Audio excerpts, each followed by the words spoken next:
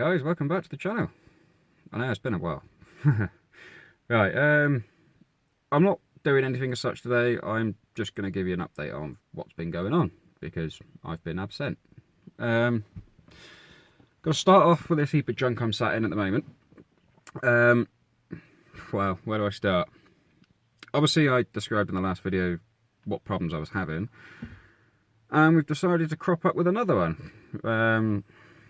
I don't know why it's even happened, but it's just the Range Rover being, well, living up to its name rather, as the money pit. So I went to start it the other week. I took it out for a drive, and it sort of, I don't know, the engine sounded like it was held back for like a couple of seconds, and with that, I could hear a clunk coming from the engine, and I thought, well, I know what this is going to be, because sort of like the lights all dimmed, the dash went a bit funny, I had a couple of fail safes and a couple of warning lights come up. I get it back, and I opened the bonnet, let it cool down. Obviously it wasn't overheating or nothing, which was fine. Only to find out that, yet again, I'm going to be doing another water pump. And I've already done 2 on the M62 V8s, and it looks like I've got to do another one. But I also did find the water leak. I'll get out and show you in a minute.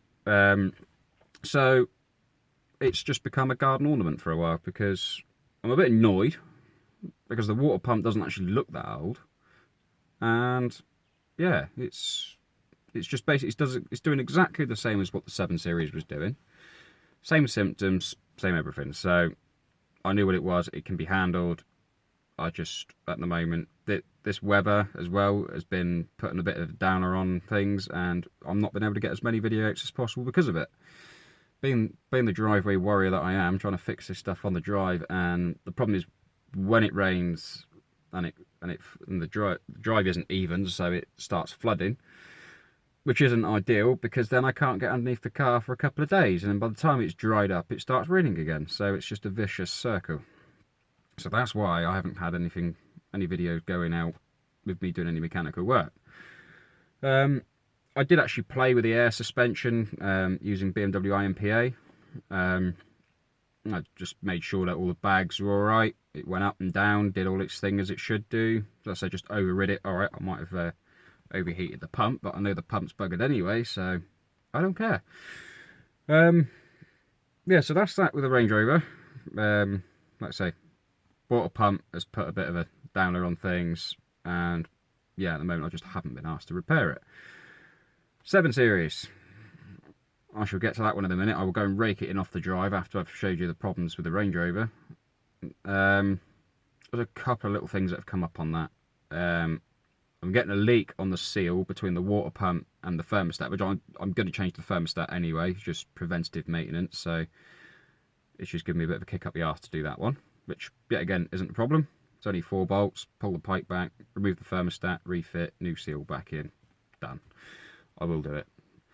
And probably the last night, so the night before filming this, I was coming through a narrow lane. I just wanted to get home, so I thought I'm just gonna cruise home, and I heard a bit of a noise coming from the back, and it sort of just sounded like it was releasing air, and I thought, what on earth is that noise? And I get home, I could hear a load of squeaking from the back, so I knew straight away that it was a shock that's obviously decided it's gonna have its final day, which is fine. Should get some new shocks, but I'm going to do all 4 shocks all round. I'm going to do new springs, new top mounts, so I'm just going to rip the lot out and replace it, which, yet again, I'm going to have to wait for a break in the weather before I can do that. The 7 has actually come up with a really weird problem, and it makes me laugh, actually, because I've been on the Owners Club. Some of you, if you're watching from the Owners Club, BMW 38 UK, you would have seen my post about this. Now, there's a certain petrol station about a mile or 2 away from me. I now can't use it.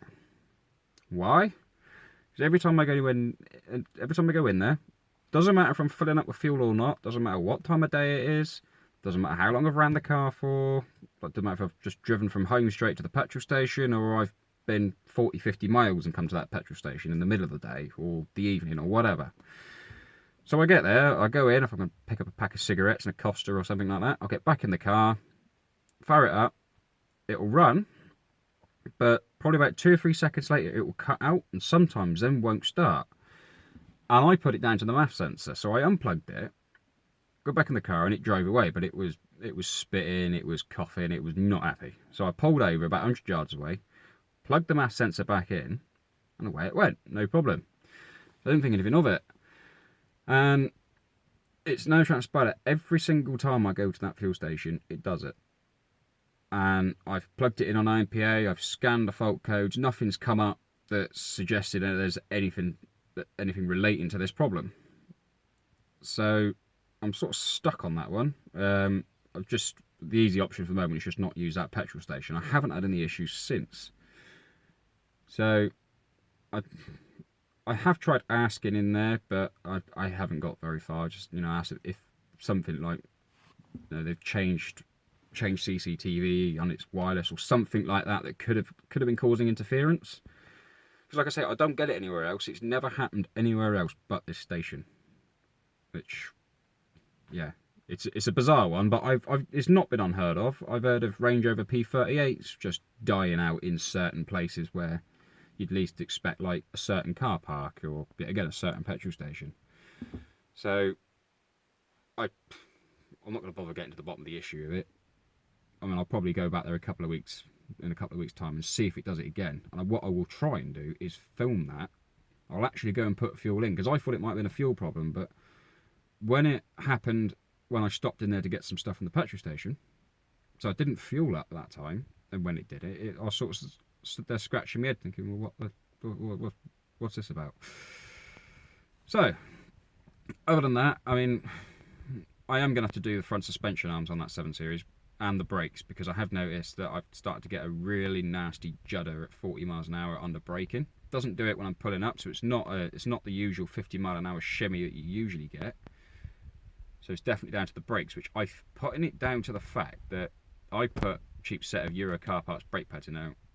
I don't particularly like Euro car parts. I've had numerous trouble with parts before, and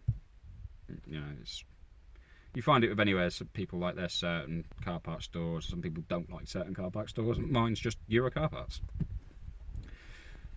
So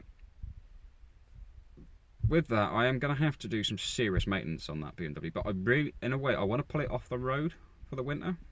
But the problem with pulling it off the road for the winter is the Range Rover is nowhere near ready to go back on the road. Nowhere near. So I'm sort of stuck between the two at the moment of which one do I fix first. Right, what we'll do is we'll get out. I'm going to show you what's happened to the water pump. Let's say you've already seen this with a BMW, but you'll see that this one is going to be a bit more work, because I'm going to have to remove the radiator, and I'm going to take the front end off at the same time, just so it's easier access, because obviously the engine sits a lot lower in the engine bay than the BMW does. So without further ado, let's go and have a look. So here we are under the bonnet of this damn thing. So, same story as last time. I don't really think you're going to see very well there, but if I grab hold of the viscous fan, it's actually worse than the 7 Series was. It's got way too much movement in it. As you can see, you can probably hear it if I be quiet. So, that's what I'm doing. This hose is leaking. Don't know if I can squeeze it, if there's even enough juice in there to see it running down the back of the pipe.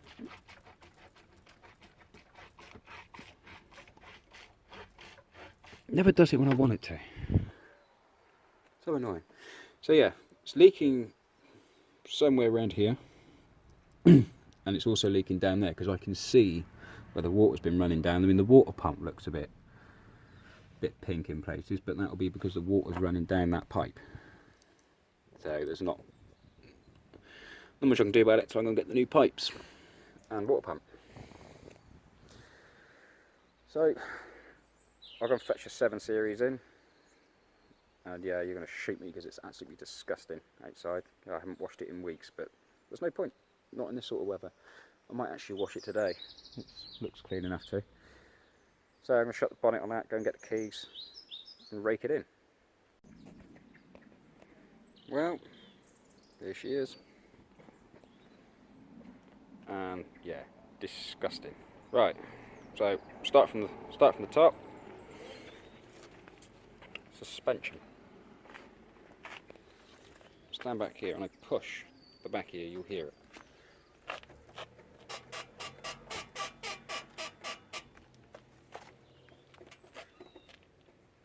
Or just lift it. One squeaky boy. Right, under the bonnet, let's have a look. There's not a lot actually going on under here.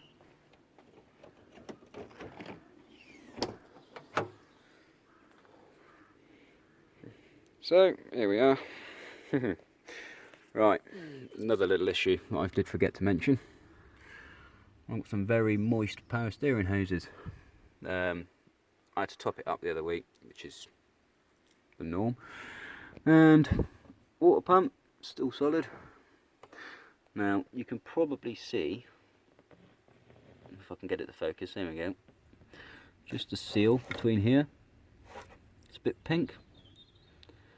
So, let's check that. So what we'll do whilst we're here is check the water again. I haven't yet filled it up because it was alright, but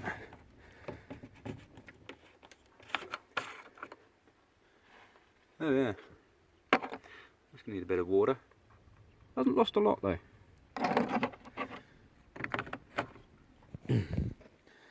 That's not enough to actually set the coolant level off, but I will top that up shortly. I'll probably just do that off camera, to be honest. Don't really think you want to be seeing that. Yeah, my brakes are not great. Another thing, I have got to have a tyre changed at some point.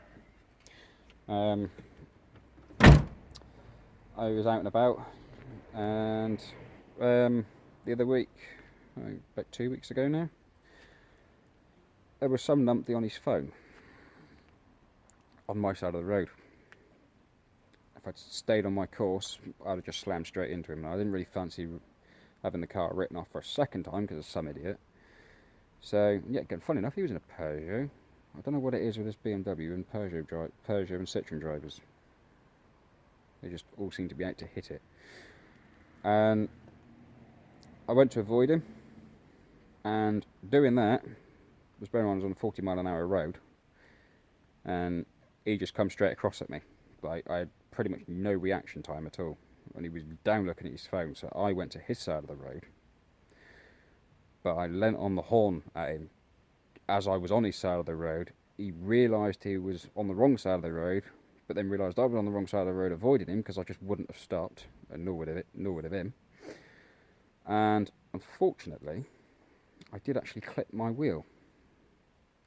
I went to turn around to chase him because I thought I was going to brain him, but he realised what he'd done. He put his foot down and he was gone by the time I turned around. So unfortunately, he lives to see another day.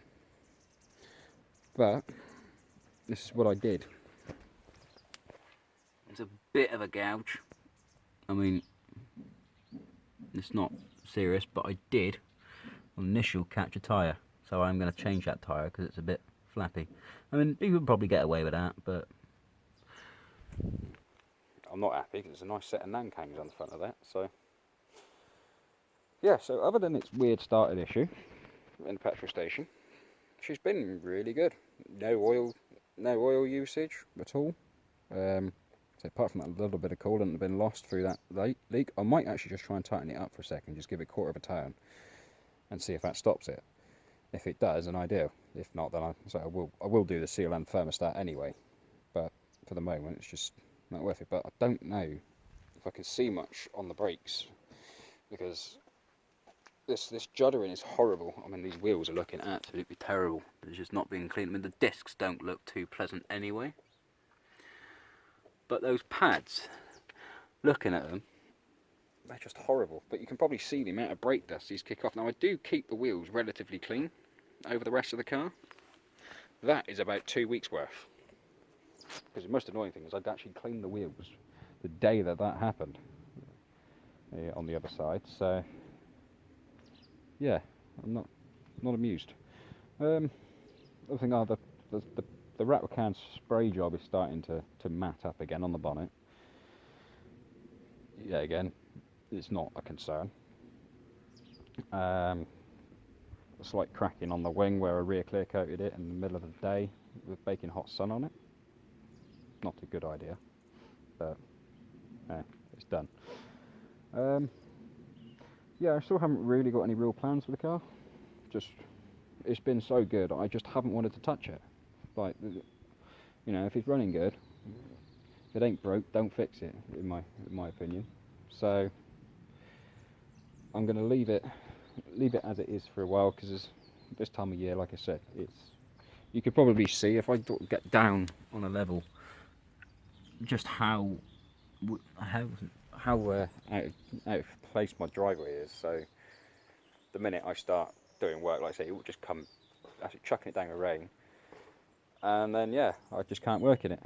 I've been there before. I've been lying in the wet years and years and years on this drive, and I can't do it anymore.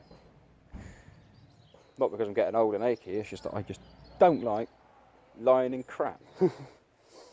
So yeah, unfortunately there isn't much going on. I just want to check a video out there and just say, you know, just not explain myself as much, but just give you a lowdown of what's going on. Video wise, at the moment, it is going to be very as and when. Like I say, it is what it is. It's this time of year where it is pretty bad. It's only going to get worse, so less work's going to get done. But in a way, it's good, and it's good because I can stockpile parts so that later on next year I can really hit these cars hard. I mean, if I'm doing something, I will video it, providing that it's not chucking it down the rain and it's not an emergency repair. I did do the spark plugs, by the way, on the 7 Series. I will say. So they're all done. Runs a lot better. Uses a lot less fuel as well, which is good. But yeah, other than that, there's been no real change. I am going to start clearing out my garage because I've not been in there for months now. I need to pick the odd little thing out, like a bowl or whatever, or somebody's wanted something.